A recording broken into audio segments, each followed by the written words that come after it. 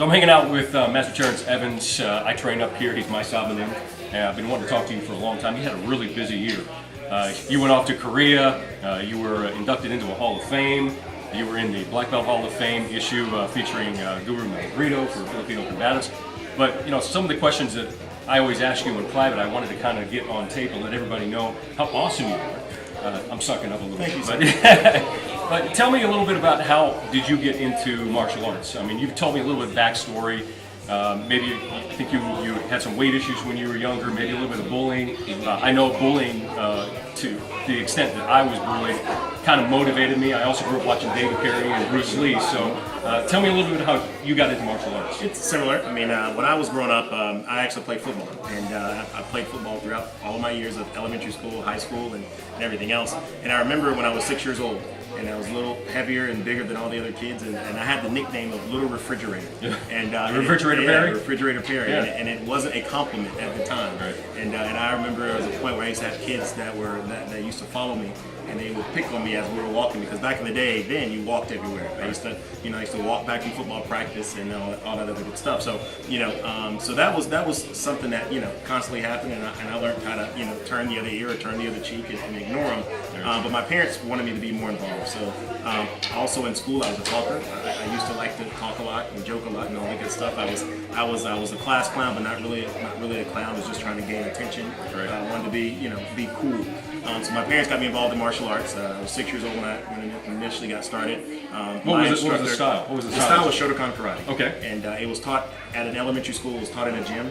We used to train on a hardwood floor, and I was the only kid. It wasn't the only kid. There was me, and then the instructor's kids, took class. So it was one of those things where kids didn't take, at least not with my instructor back then, and he was my instructor from the time I was 6 to the time I was 18 years old. So. And there was no after school back then. It was just traditional. You come in, you train, and of course back then, probably in the 70s, 80s, that was a different style of martial arts as far as the training regimen, a little bit more hardcore. But how did you get into King Tiger and Grandmaster Lee and so on? Tell me a little bit about how that. Well, when I left high school, I actually my senior year I thought I was going to be a football player. But I tore ligaments in my ankle, and so I couldn't continue on. I missed my whole senior year of football. But the one thing that stayed constant was martial arts. Right. So when I got to college, one of the things my dad told me, he said, find a school, find somewhere to train. And ECU had several martial arts programs. They had everything from Ishinryu karate, the taekwondo, to they had everything there, judo, everything. And I happened to go to a demonstration, and at that demonstration I met Master Harris and I met Master Lee, and I was just impressed with the whole demo, but impressed with those two guys as a whole. And so that kind of prompted me, man, I want to be a part of this, of this club. Also, the club had a team, and this team would go out and compete. And I was really into competition when I was growing up, and so I wanted to compete. So I met Master Lee, Master Harris, and I joined the ECU Taekwondo Club and became a part of the ECU team. And I traveled with the team, competed with the team. When Master Harris left, I ended up taking over the club and training, with Grandmaster Lee. And it's been a part of me since I was 18. I was 18 when I got started being a part of King Tiger. What about King Tiger's curriculum was attractive to you compared to Shotokan or compared to some of the other arts that maybe you've experienced? Because I know you've traveled quite a bit extensively. I trained in a couple of different arts, but for some reason King Tiger stuck with me, and I have my own theory on it, but tell me a little bit about yours. What was it about King Tiger and maybe Grandmaster Lee and the way that he taught and the curriculum? Initially for me, it was the competition, honestly. I mean, I was really into sparring. We used to spar with no equipment on, and it was kind of old just school. Just go at it. I remember the days of kicking and sparring on the canvas bag, and you didn't really finish. There was blood all over the canvas bag. So initially that was what attracted me. I wasn't in the forms. I wasn't in to anything else. All I wanted to do was fight. I mean, that was it. I wanted to fight and train. The more that I got involved with competing, the more I actually fell in love with the sport, and then I started falling in love with the martial art. And that came from Master Lee. He was very traditional. He came in 1988 and opened up the school. It was 1993 then, so he was still fresh. And so it was the way that he taught. It was how he cared about Taekwondo. He was really into spreading, because Taekwondo was still a new martial art. People back then still didn't recognize as Taekwondo. If you go places, it would still say karate, and karate was karate. Korean karate. Yeah, it was called Korean karate, and so it was how he never wanted to be called karate. He didn't put up karate in the front of his building. He had Taekwondo in the front of his building. So people used to come in thinking it was a Chinese restaurant or something, to order. So I'll take number 5, please. Exactly. So they were very surprised when they came in and they saw people doing, oh, is this karate? No, this is Taekwondo. So it was his love for Taekwondo that actually brought me in. At the time, Master Lee had so many awesome black belts. He had so many guys that I still look up to today, that are still part of King Tiger. And how he taught them and what he taught them, and then to bring me on and how he taught me and the way that he taught me was what made me fall in love with Taekwondo. Tell me a little bit about how after school has affected the martial arts industry. MMA has affected the martial arts industry. It seems like you can't open a school nowadays without at least acknowledging, in order to survive even, the after-school aspect. It's a good thing in that you're teaching young kids how to be more confident, to have the discipline, to get better grades and so on, how to overcome bullying and so on. But it's transformed your business, it's transformed most of the martial arts schools in the United States now. So tell me a little bit about your taking on that. Well, I think the biggest thing is that when you look at martial arts, one of the things that has always happened since the 80s is that a lot of times schools take on whatever the hype is of the moment. At one point maybe it was kickboxing, at one point it was the Taibo. Right. And when after-school martial arts came along, initially people thought that, oh, this is just another trend in the past. So a lot of schools didn't accept it. A lot of schools kind of pushed it off. And when I came to Charlotte, I saw the power of it, through Master Lee and Master Harris, and how not only was it a great income generator, but it was the best way for us to influence kids. When you look at nowadays, you have all the latchkey kids that would catch the bus and they would go home, and I was a kid like that who would catch the bus and go home.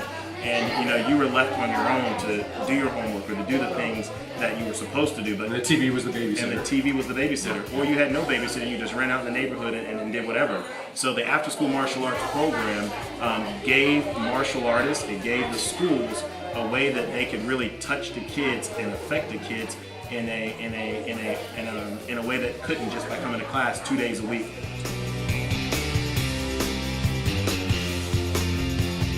Along with some of the trends that we talked about between Taibo and kickboxing and Zumba and aerobics or whatever else a lot of schools have brought in, obviously the craze since 2000 with the UFC has been MMA. I know you've rolled, I know you've got plenty of experience with it, you got a lot of people that you train with, you've traveled all over.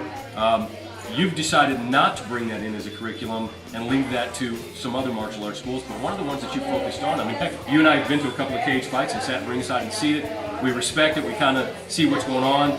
But you decided the art to bring in here that was really a nice compliment because of Grandmaster Lee's background with Aikido is Filipino knife and stick with Guru Malagrito.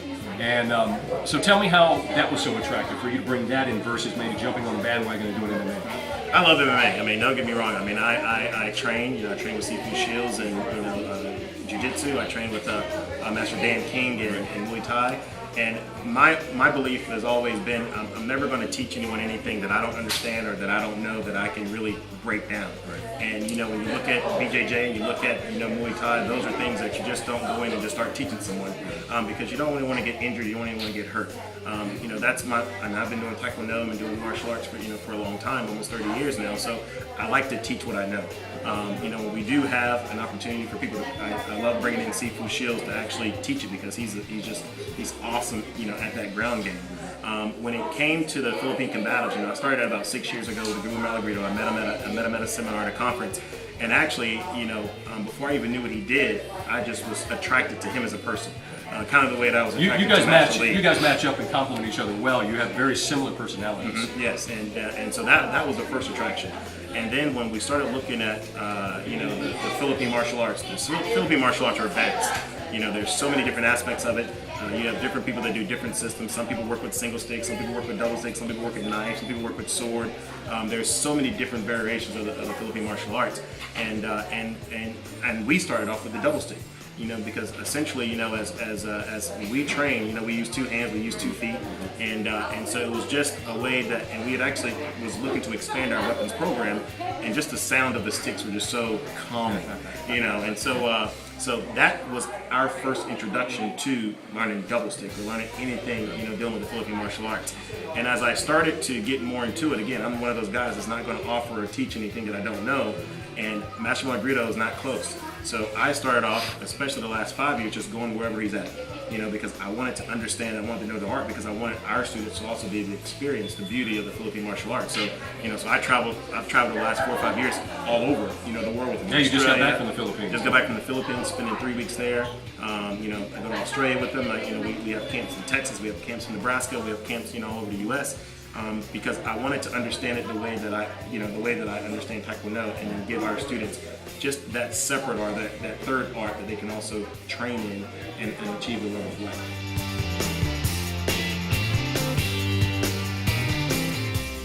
Tell me a little bit about Grandmaster Jung. We've seen in the past year and a half or so, you've implemented some of the traditional Shotokan roots of the Taegu forms that we practice. We've always known them, but we've kind of opened our eyes, and unfortunately he passed away about a year ago. Anybody who's ever trained with him, I always told him that he was the real Miyagi. He was that little guy that would throw you on the mat and he'd say, "Punch me," and when you woke up, you just kind of looked up and went, "How the heck did you do that?" It was always an honor to work with him. He always got interesting insights, but mostly the lineage and the history of where our style came from, even though it's Japanese style, to hear that lineage. Tell me how that's influenced what we're doing now, because now we're implementing that into our black belt training. So tell me about that. The thing, it's almost one of those things where you never really know what you had until it's gone. Right. And with Grandmaster Jung, Grandmaster Jung was he started our system, back in 1959 in Korea, and when he brought it to the U.S., or Master Lee brought it to the U.S., to have the opportunity to train with him. The first time I trained with him was in 1993, when he first came to visit Master Lee in the school, and to train with him, and then his visits to Charlotte, we never thought that we were going to lose him. We kept thinking, all right, he seemed to live forever. I mean, I think he was 92, maybe 93. I'm not sure, his exact age, but to know that. If I would have known, all right, he's going to pass in 6 months, the more training I would have been able to do with him. And since he's been gone, the way that I felt best to honor him was to really implement his system into what we do, because the things that we do live after us, and he did so much good for Taekwondo. He was a part of Taekwondo before it was Taekwondo. Right. He was a part of that, growth of the martial art, and part of bringing it, spreading it in Korea, because they had 50 schools plus, but the reason that we do it is to honor him. And I'm still learning. There's still things. The link between the way that he did things and the way that we do things with the WTF, it's there, and it's a matter of us just working together, with it. But this was my way of honoring him by our students training the way that he did his forms and his self-defenses and everything else. When you talk about training in the Philippine arts and saying that you don't want to teach anything that you don't really understand yourself, I admire you immensely, because you not only are, I never see you train, but yet you always seem to be so superb in the stuff that you're showing us. And I'm thinking, when is he training? I see your videos that you've been posting recently at terranceevins.com, where you're doing some CrossFit. You have now set a goal for yourself that you want to be in a physique contest, yes. Show off the body, get streamlined a little bit. You just had shoulder surgery, but so not only do you walk the walk, you talk the talk, and vice versa. So tell me a little bit about what's attractive to CrossFit, what's attractive to getting in. I know you like to set the goals and you like to go after them, but tell me about CrossFit. CrossFit has been, I've always worked out. I've always been a fanatic about working out. When I started Ultimate Black Belt Test, a while ago, that was one of the things, to get in the best shape of your life. And so I started running. And one of the goals then was to run half marathons. So, we did 12 half marathons, over the course of a couple of years, along with, some of the other students. So then I started looking for what's the next big thing to challenge me. Again, I've always gone to the gym, I've always trained, and then when I saw I heard about CrossFit. I heard about it from a parent, and I decided to go watch the workout. And I watched. I was like, man, these guys are animals. They're animals. Everyone there, shirts off, they're ripped up, and I was like, all right, I can get in this. And I went to my first what they call foundation class, in which they give you a workout. Did you throw up? And I didn't throw up, but I also crawled out of class, and I had a group of women hazing me. Just telling me how much. That's painful. Yeah, exactly. So I fell in love with it then. It was actually last May that when I went to my first CrossFit class. And from there, I've become, a fanatic about it. I've had to take some time off because I did have shoulder surgery, so I've been out for about 6 months. But you've implemented that into the black belt training now, and at every black belt cycle, it's required of them to at least step up and do, a certain amount of mileage and push-ups and a lot of the CrossFit foundation. CrossFit is because of the way that the workouts are done and structured, it's so important for our athletes, our Taekwondo practitioners to really shock their body, to get into the best shape. I love it. I mean, it's and actually Miss Evins as well loves it. I mean, we love it so much that we're going to both get certified in it and hopefully offer a CrossFit Kids program is one of the things that we're looking to offer here. So it's an important part of my training. I mean, I do it 2 days a week. She actually does it more than me 3 days a week now. And then to take it even a next step further, I decided to also compete in a male physique, competition, which my friend Johnny Stewart has one. He has a bodybuilding competition. Johnny's like this. Yeah, Johnny's big. I want to be, a mini version of him. But it was just that next thing to say, all right, how are you going to push your body? How are you going to test yourself even more? And that was for me when I saw the physique, not the bodybuilding. When I saw the physique, I was like, that's what I want to look like. And so that's what's next up. We're celebrating 5 years now of Kicks for Kids. So originally it started out with just Master Burkhardt over in Mint Hill doing 1,000 Kicks for Kids, and he raised maybe $3,000. And we found out today that we've raised well over $20,000 in the past 5 years for the Evins Children's Center. A few of the kids here in the schools and the King Tiger chain have actually used the services over there at Evins. Besides Kicks for Kids and Evins, what are some of the causes near and dear to your heart that you're kind of looking at that you want to embrace more? One of the things, the biggest is childhood obesity, and just obesity, and that's what's drawn us to want to offer CrossFit. That's what's drawn us to offer programs like our Top Team Fitness, to offer the martial arts classes, to families, because when we look at the effects, I think there's a statistic that in North Carolina alone, 65.7% of adults are overweight. When you look at, just kids, I think 3 out of every 5 kids are overweight, and so when you plus that's a pain point for you from your childhood where you had some of that. Exactly, and so when you look at that, we stress so much about one of our kids to have a great education, right? And that's what's pushed so much education, and that's great. But one of the pieces that we're missing is that our kids also need to make sure they exercise, because without exercise, they're not going to get the stimulus in their brain so they can be able to finish their homework or do their homework or do anything else. Turn off the video games, get active. Exactly. We have so many kids with handheld video games and they're not out working out, or they're playing Xbox and they're not out working out. So that's something that we're really going to be focused on for the upcoming year. I want to do a couple of events that are going to raise money and raise awareness, for obesity and childhood obesity. Us offering or getting certified and offering to CrossFit Kids. One of the reasons that we're going to do that is because we want to be able to get more kids in and want to be able to offer something fun and exciting for them to do, to be able to lose weight and have a good time doing it. So what else is next for King Tiger? You got 5 schools in the Charlotte area between Belmont, Mint Hill, South Charlotte, North Charlotte, and Huntersville. What's next on the platform? What's your next goal for the schools? The cool thing with our schools is that all the guys are awesome. And my goal is to continue to train them, continue for our schools to grow. I would love for all of our schools to be, to have 500 plus students. So that way we're able to touch 2,500 to 3,000 people. And so that's our goal, is just to grow our schools, grow our brand, to get out in the community more, which is what we've I think over the last 10 years, every year we're doing a little bit more. And so that's the biggest thing for our schools. Over the next few years, our goal for especially our location here is to move. We want a bigger location. So we're looking at buying land and building our own freestanding building. That way we're able to house more programs and do more things. And so that's really what's going to be next for us over the next couple of years. I've been talking to my Sabam Nim, Master Terrance Evins. He's at the King Tiger North Charlotte location. You can check him out at kingtigercharlotte.com.